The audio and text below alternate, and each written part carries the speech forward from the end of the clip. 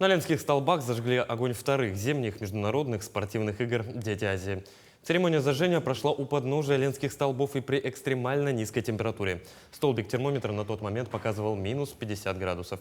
Участие приняли представители Олимпийского комитета России, Международного комитета «Дети Азии», а также правительства республики.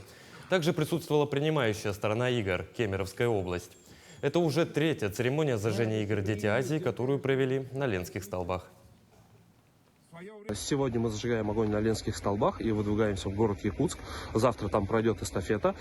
После этого мы выезжаем в Кемеровскую область. Первый город, принимающий огонь, город Новокузнецк. 24 января состоится первый забег. Дальше мы поедем по всем городам, принимающим участие в играх «Дети Азии». Это Таштагол, Шерегеш, Междуреченск. И закончим мы 23 февраля в городе Кемерово на официальном открытии Олимпийских игр «Дети Азии».